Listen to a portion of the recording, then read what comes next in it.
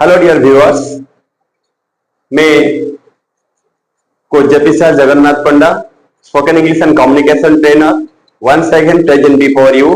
And you know the parts of the series, जो parts of the speech का जो series चल रहा है उसी में हम 5वें नंबर पर आ गए हैं जो हमारा है एडजेक्टिव। ठीक है, तो उस एडजेक्टिव को हम डिस्कशन करने जा रहे हैं। We are going to discuss today the adjective and which is going to be a very dramatical change in your life. First of all, so don't skip this video, and whenever you are watching this video, please keep pen and paper handy because you have to write down all these things. I have written on the board all these things. Please write it down, which is very useful for your next preparation of exam or whatever maybe you have that you can manage. So please be focusing on that.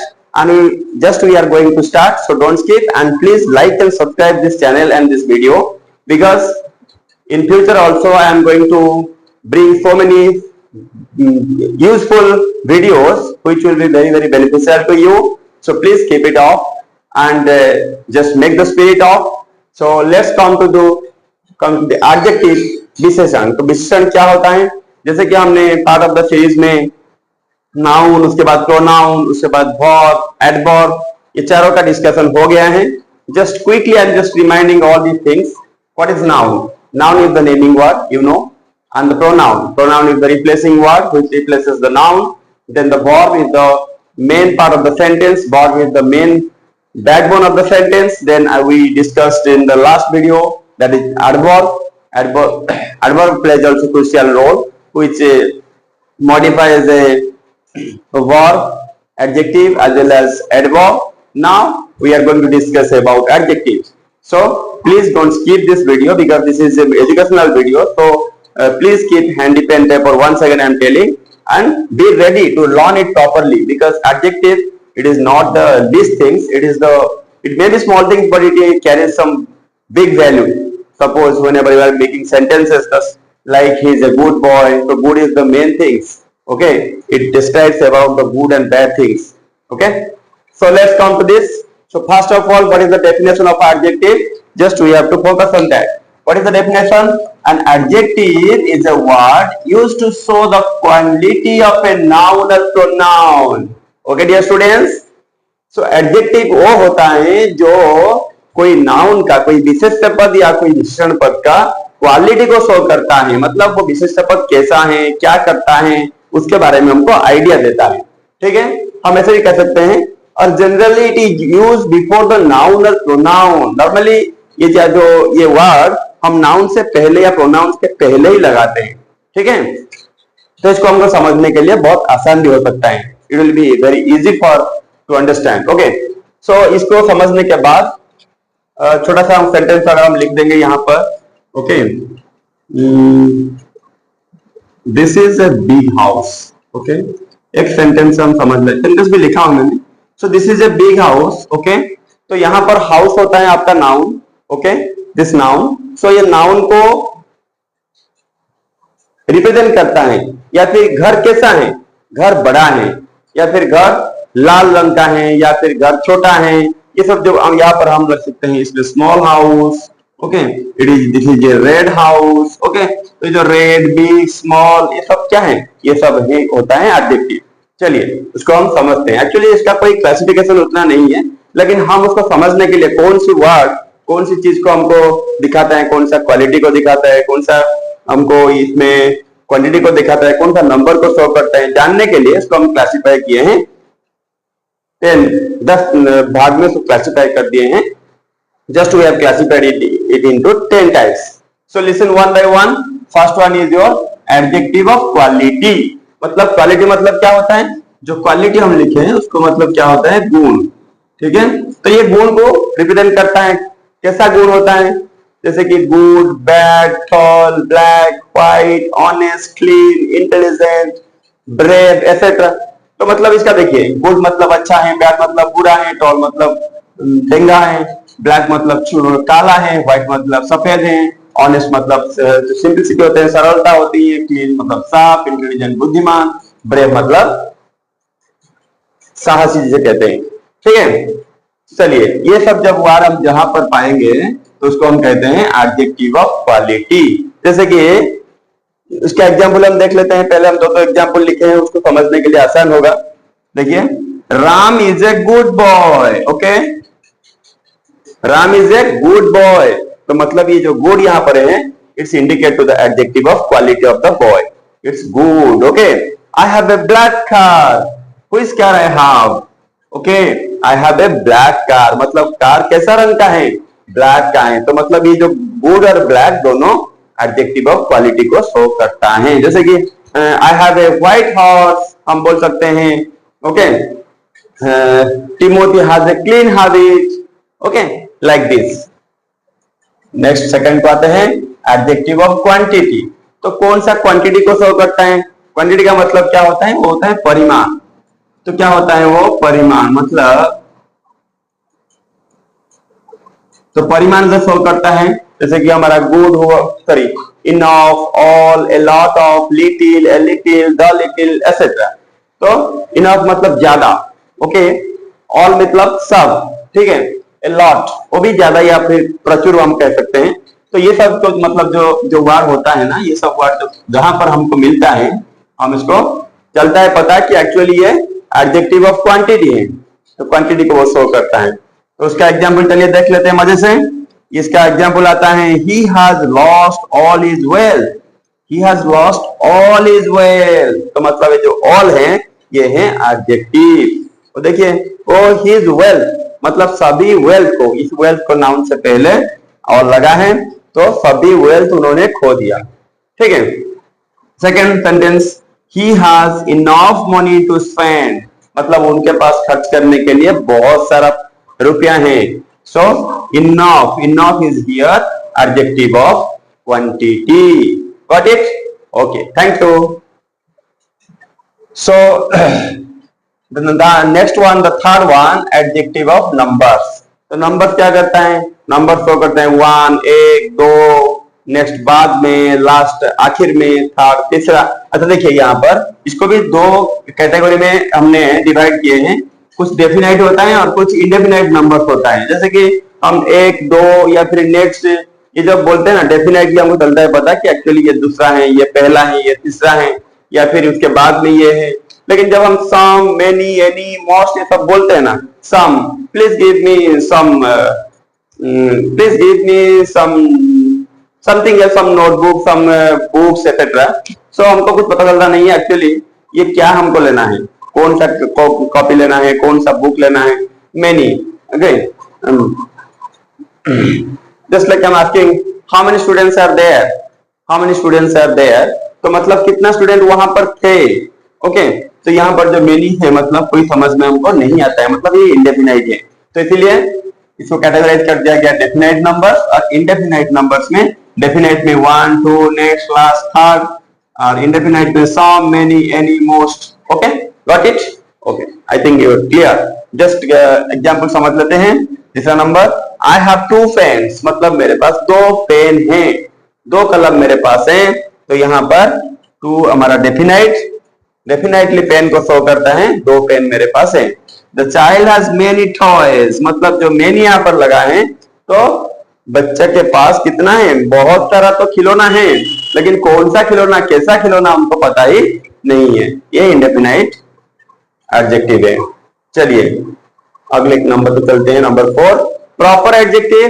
जैसे कि proper adjective मतलब कि हम सब जैसे भारतीय हैं, okay, Chinese में रहने वाले लोग को चाइनीज कहते हैं, चाइना के लोगों को, अफ्रीका में रहने वाले लोगों को अफ्रीकन कहते हैं, पाकिस्तान लोगों को पाकिस्तानी, और इंग्लैंड में रहने वाले लोगों को इंग्लिश, और ब्राजील में रहने वाले लोगों को ब्राजीलियन कहते हैं।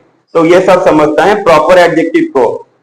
ओके, जस्ट लाइक सेंटेंस को आते ही है, I think he is an Indian, I think he is an Indian, मतलब कोई सोच रहा है, हाँ, हम suppose I went to foreign and anyone is just talking with और anyone is just speaking to another person, that I think that person is an Indian. Okay, so in this way I think he is an Indian, मतलब तो ये जो Indian है, ठीक है, किसको लगता है? he is an Indian, मतलब उसको समझता है ना, वो एक भारतीय है। तो Indian, look at that Englishman, look at that Englishman, English is here also your indefinite numbers, and ये है व्हाट, प्रॉपर एडजेक्टिव। और अगले नंबर को हम चलते हैं, उसके बाद हमारा है पॉजेसिव एडजेक्टिव, जो धारण करता है, जैसे कि मेरा, माई, योर तुम्हारा, आवर हमारा, देयर उनका, हिज भी उन लोग का, और कोई लड़की का। तो इसे ही हम रखते हैं my, your, our, their, his, her etcetera. These are the words of possessive adjective. So let's see the example. Okay, this is my bike. तो हमारा बाइक वहां पर खड़ा है, तो मैं बोल रहा हूं this is my bike, मतलब ये मेरा बाइक है। तो मतलब ये बाइक के ऊपर मेरा पोजीशन है। तो मतलब ये जो माई हमने लगाए हैं वो बाइक को पोजीशन का बताएं कि ये बाइक किसका है, बाइक मेरा है। ये एक एडजेक्टिव है, पॉजेसिव एडजेक्टिव है। ओके, ठीक है। अगला सेंटेंस देखते हैं, they are our friends, they are our friends. Here is your, our is your what, possessive adjective. चलिए नंबर 6 को देखते हैं, डिस्ट्रीब्यूशन एडजेक्टिव या डिस्ट्रीब्यूटिव एडजेक्टिव हम कह सकते हैं। तो डिस्ट्रीब्यूटिव एडजेक्टिव क्या होता है, each, every, neither, either etcetera. इसको हम नाइदर कह सकते हैं, नीदर कह सकते हैं, आइदर या फिर ईदर भी कह सकते हैं। The pronunciation will be calm. Okay. So इसका सेंटेंस देखते हैं, each boy has a bicycle. Each boy has a bicycle. मतलब हर बच्चा के पास एक एक बाइसाइकिल है। Every man is hardworking. Here every man is hardworking. मतलब हर लोग यहाँ पर hardworking हैं। Either pen is yours or neither pen is yours. You can speak. ठीक है, ये सेंटेंस खत्म हो गया। अब चलते हैं सेंटेंस 7 नंबर क्लासिफिकेशन का, डेमोन्स्ट्रेटिव एडजेक्टिव। डेमोन्स्ट्रेटिव मतलब जो प्रदर्शित होता है, दिखाते हैं। ठीक है, तो इसको हमको लिख नहीं पाए। नंबर मतलब संख्या होता है, एडजेक्टिव प्रॉपर मतलब जो सही किसी को पर्टिकुलरली किसी को इंडिकेट करता है वो प्रॉपर है। पॉजिटिव मतलब जो धारण करते हैं, डिस्ट्रीब्यूशन मतलब जो भाग करते हैं, भाग सूचक, और जो डेमोन्स्ट्रेटिव मतलब जो दिखाते प्रदर्शन करते हैं, और demonstrative adjective this, that, this, those. हम Especially we are just indicating to this, that, this, like this. This is my pen. This is my marker pen. That is your pen, and these are pens. Those are books. Like this. हम demonstrate करते हैं, दिखाते हैं ऐसे। So demonstrative adjective this, that, this, those, etc. चलिए उसको फिर समझ लेते हैं। सेंटेंस नंबर 7 देखते हैं, यहाँ पर लिखा है sentence, this pen is red, means ये पेन लाल रंग के हैं। This pen is red. Okay, so which one, which pen, this pen, okay, this pen, and these pens are red।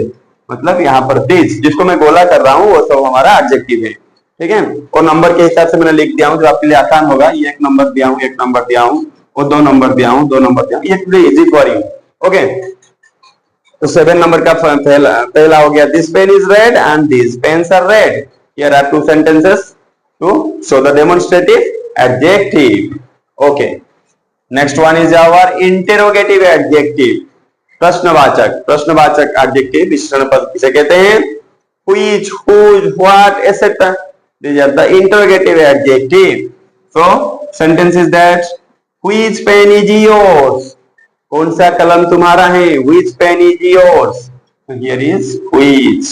And whose book do you have, तुम्हारे पास कौन सा किताब है, हुज बुक, सॉरी किसी का किताब है, whose book do you have, तुम्हारे पास किसी का किताब है, क्या नाम है उसका, हम पूछते हैं। उसके बाद हमारा है एम्फसाइजिंग एडजेक्टिव, मतलब जिसमें हम देते हैं कि एम्फसाइज करते हैं, मतलब किसी के ऊपर जोर देते हैं, जोर देने वाला एडजेक्टिव। जैसे कि ये ओन वर्ड है, वेरी है। ओन मतलब मेरा, मैं इसको जोर के कह सकता हूँ, हाँ this is my own pen, ओ या दिस इज ओन पेन या। Number 9, the very day I was absent. Okay, the very day मतलब उसी को किसी एक दिन को वो रिप्रेजेंट करता है, दावे के साथ कहता है कि the very day I was absent, उस दिन मैंने तो absent था। जैसे कि कोई इस दिन एक क्राइम होने वाला है, क्राइम हुआ है, या फिर तुमको बोला जाता है कि तुम उस दिन में थे, तो no that very day I was absent मतलब तुम absent ही था। Okay, next sentence, I saw him committing crime with my own eyes।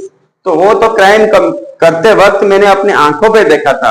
Okay, I saw him committing crime, okay, with my own eyes, मैंने अपने आंखों में देखा था वो क्राइम कमिट करते हुए। ठीक है, ओन है। चलो, the last but not least, the exclamatory adjective, विस्मय सूचक विशेषण पद हम समझेंगे। वो क्या होता है? व्हाट। बेसिकली हम इसको व्हाइट से लेते हैं, व्हाट से। So what a big elephant it is. तो हम मतलब what a big elephant it is, मतलब कितना बड़ा हाथी है, ये हाथी कितना बड़ा है।